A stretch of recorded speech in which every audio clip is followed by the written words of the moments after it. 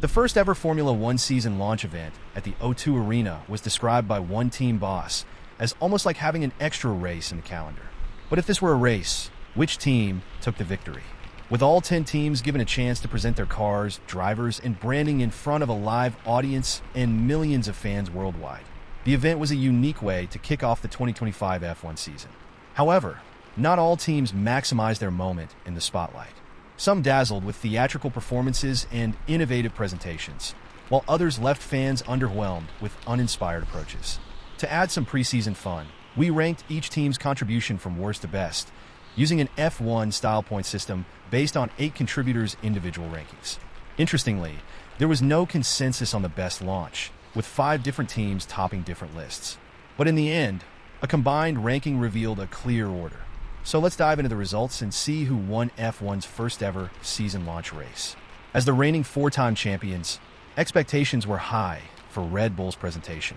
Unfortunately, their approach fell flat. The much-hyped Follow the Truck video was a creative concept, but felt more like a standalone social media post rather than a live event spectacle. The biggest letdown, however, was the lack of engagement with the audience. While other teams made full use of the stage, Red Bull had its fans watching a pre-recorded video for most of the segment. To make matters worse, reigning world champion Max Verstappen was barely given a moment to speak. His and reserve driver Liam Lawson's brief onstage appearance at the end felt rushed and unceremonious. Add to that an awkward introduction from Christian Horner, who received a rough reception from the crowd, and Red Bull's opening night performance was more Sergio Perez out in Q1 than Verstappen dominates against all odds.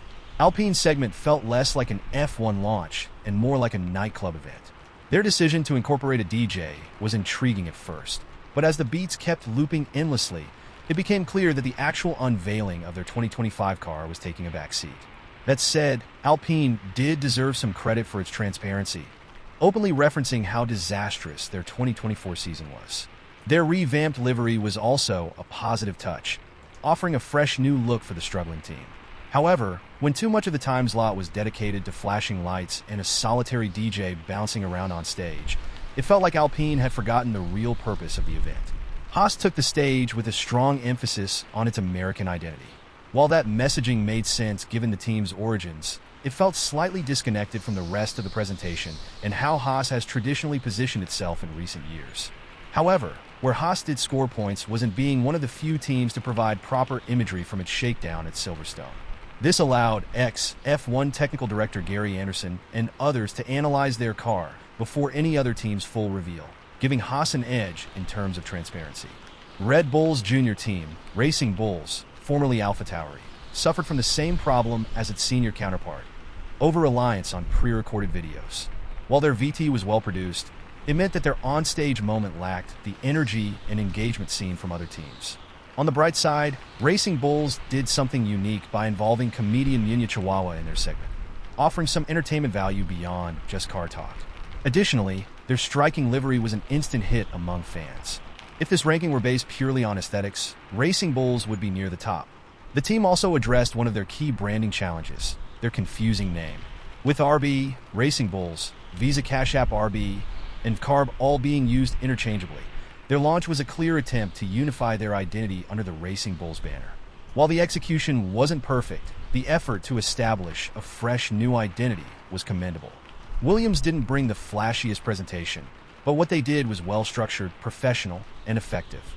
Their launch included a well-paced mix of nods to their historic legacy, an evocative introductory video, and a solid amount of time on stage with their drivers and team boss. James Vowles brought a quiet confidence to the presentation, and the segment struck a nice balance between tradition and modernity.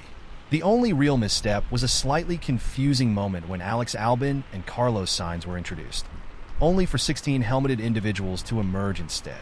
Fortunately, the actual drivers followed closely behind, clearing up the confusion. Mercedes delivered a respectable but unspectacular launch. The segment started with a standard VT, followed by an on-stage slow-motion pit stop, possibly a subtle reference to the return of Valtteri Bottas. The new livery was showcased under dramatic lighting, and we heard from key figures like Toto Wolff, George Russell, and Kimi Antonelli.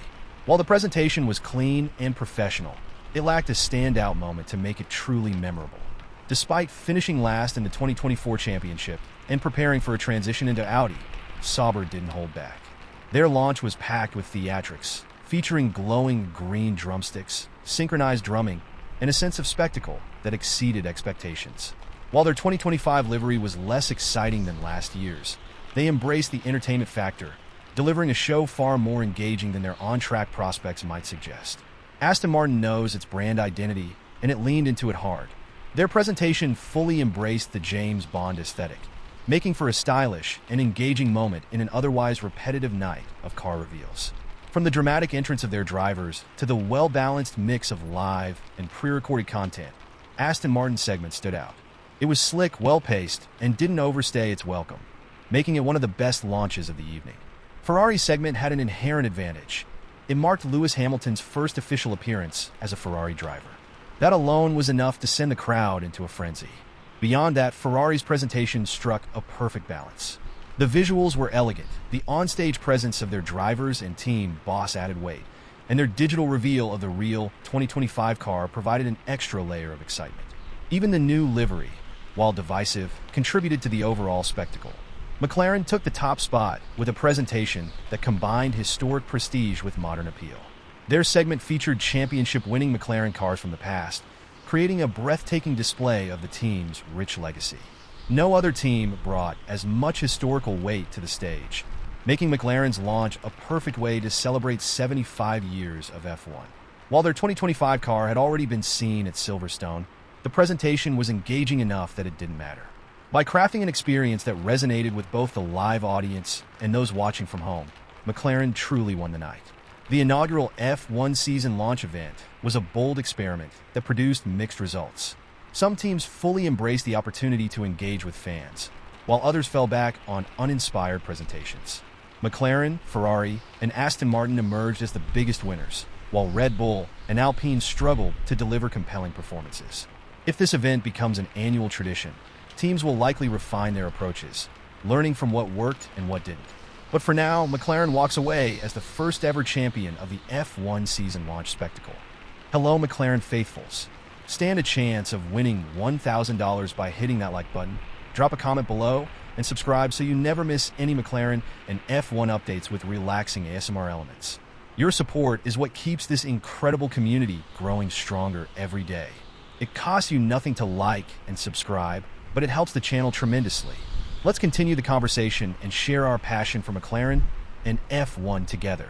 As a YouTube member, you can also discover my journey as a passionate creator navigating life with challenging disabilities. Despite the obstacles, I'm determined to follow my dreams and share my love for McLaren and F1 with the world.